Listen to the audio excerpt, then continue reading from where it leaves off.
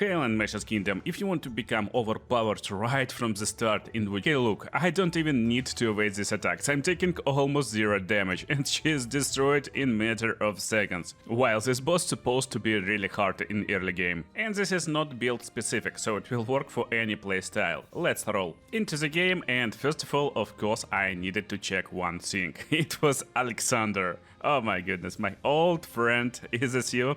I just had to check. So, the first secret item you don't want to miss is located right on this guard in the first temple. Yeah, you will definitely see him, and he's pretty powerful, especially when you're early in the game and under-leveled. There is a bunch of strategies how you can defeat him. Basically, you can go backwards and use charge attacks with the long sword or this kick attack to close the distance, hit him and then get back. So, just learn the distance and you will be able to make this charge attack. Then attack him from the back, stun and do critical strike. Or you can just evade one of his attacks, get magic points, and then use this stuff if you got Deluxe Edition, and it will basically one-shot him. He drops Faint Red Feather. This item is really crucial, because you will use it to upgrade weapons, and by upgrading weapons, you will get a lot more damage early on. If you think this guy is very hard for you, you can deal with him later, but don't forget about him, because this resource is really limited. And by getting all these feathers early on, we can upgrade weapon really fast, to get nice damage against bosses. Of course, it's obvious, don't miss any enemy early on, try to defeat all of them, because when you defeat this guy, he is just on the road, you will get your first pendant, and it definitely can save us on low HP. Also, you will find bunch of birds on your road. I won't tell you exactly where each bird is, but basically if you want to defeat them, you need to equip your shooting arrows or at least have some magic. Birds drop feathers, you can use them to upgrade or degrade one of random resources. Sometimes it's really nice edge against bosses. Near waterfall you will encounter a golden chest, but right now we can't access it. We need to go upwards first, defeat bunch of enemies and be careful not to fall down, because this fall damage is so insane in the game. To deal with enemies easier, try to evade the attacks, get resources and use special attacks of your weapons. But this video is not about combat, it's video about best start. So after reaching Buddha Temple, you should have bunch of levels already. And basically there's a branch for each type of weapon, like sword, spear and so on, and also branch for magic. For the best start, just get 1 point in magic, so you get access to 2 mana flask upgrades, which is actually health flask. And then just invest all points in preferred weapon branch. At this temple, just take a road down, and then you will get into the cave with the first, mini boss. If you will be able to dodge diagonally forward, you will find yourself behind her back, then do a few strikes, she will be stunned, and juicy critical hit will finish her off. Depending on how you approach the fight, it may end on the top floor. But for the best start, don't forget, near arena there is a secret cave, it will be unlocked after you defeat the boss, and that's how you can get this golden chest that we saw on other side of waterfall, and here we will have upgrade for our flask. Also, defeating any boss will unlock magic, and this magic is actually awesome. If you want easy gaming, you can actually go for one-handed sword right now, get few upgrades, and you will have unlimited magic even without evading attacks. But if you prefer different weapons, right when you exit this cave from the previous boss fight, take a look around and there will be a small camp with the guys you just saw on the screen right now. They no longer on the screen, they are defeated, but in the camp there is an item, and item is spear. So if you're going for spear playstyle and you don't have Deluxe Edition spear, you can go for it over here. Also, near boss cave exit there is a purple item over here, and it will be needed later for quests. Eventually a road will lead you to a village. You will find bunch of fire pots over here right on the ground. And the game just asks to throw it on these guys. On the table near these guys there's a sword, so if you prefer magic playstyle, then go for it. Near entrance house to the left side will contain another item on the ground.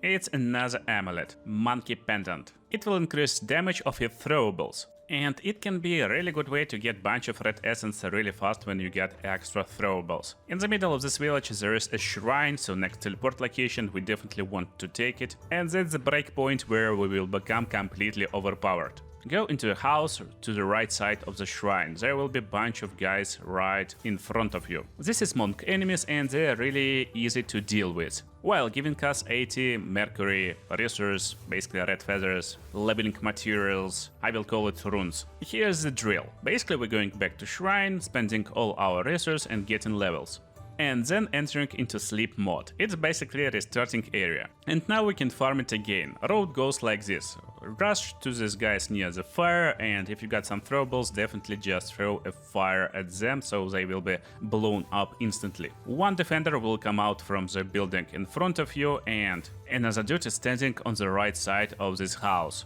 Then enter house nearby where this guy's falling from the roof. Get back to the shrine and finish off 2 monks in this courtyard. One in front and one is behind us. Shack on the right side will contain golden chest, but also another monk, so we can easily farm him. And yeah, we're going here every time. In a golden chest, by the way, is another upgrade for our flask. And then cross courtyard into another shack. There will be 2 monks inside. After defeating them, get back to the shrine and reset everyone.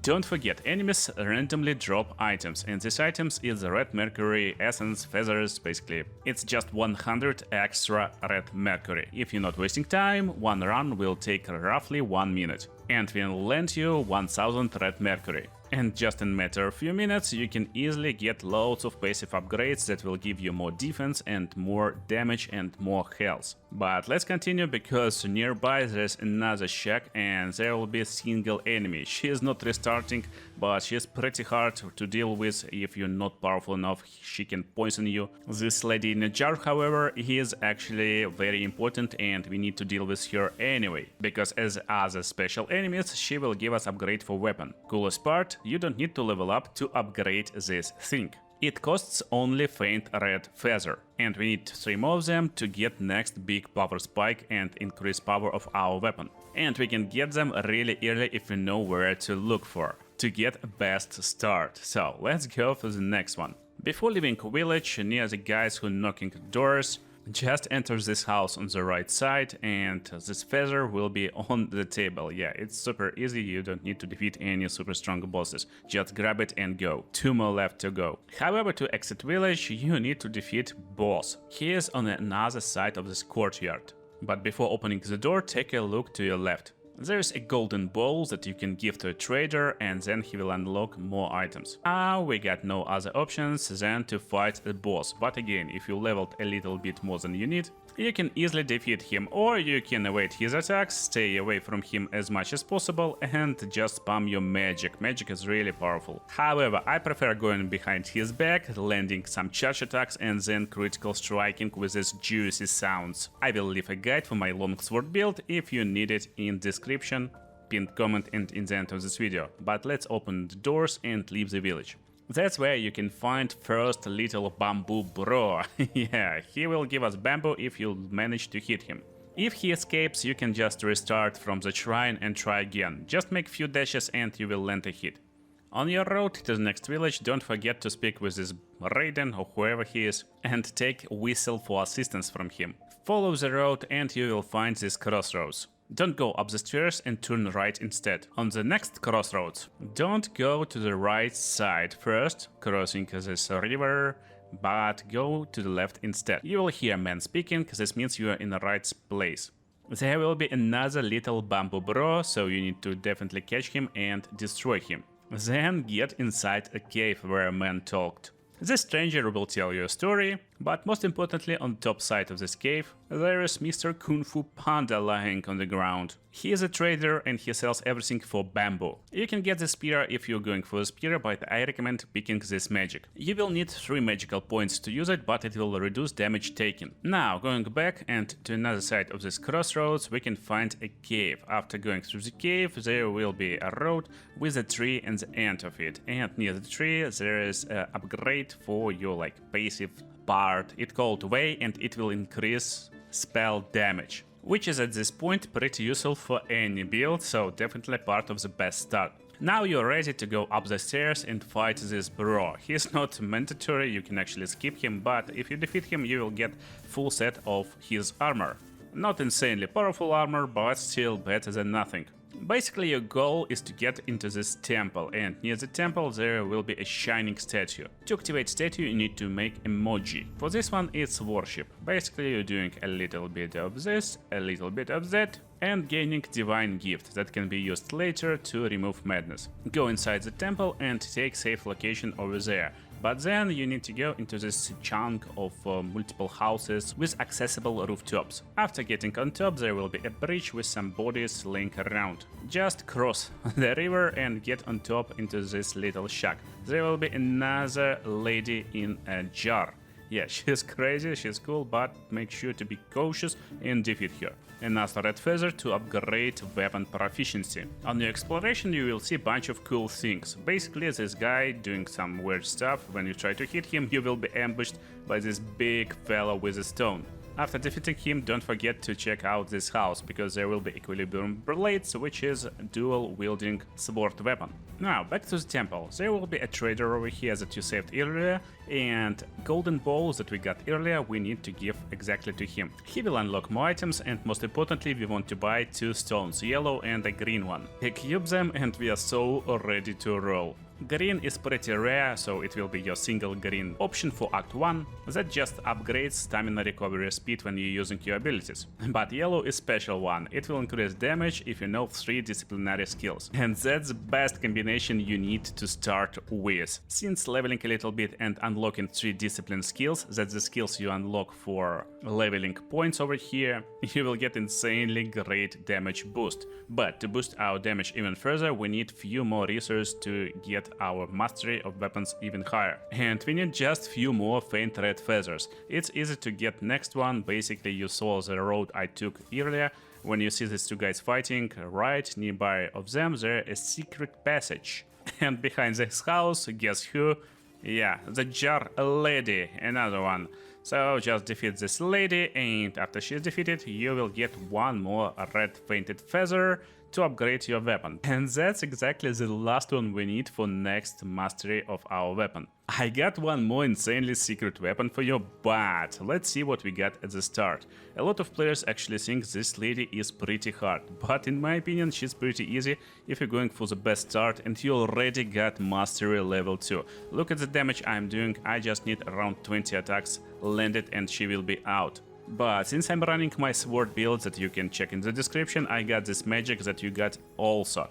Exact magic we bought from Mr. Panda. And look, the boss doing less damage to me with her super powerful special attack than I'm doing to her in just few hits. If you're still curious what weapon to go for in your Wuchang adventure, make sure to drop a comment for this video and I will make my tier list for best weapons to pick early on in the mid game and in the late stages of the game also. But I really prefer this longsword early on with insane stuns and critical strikes. It's so juicy, it's so powerful.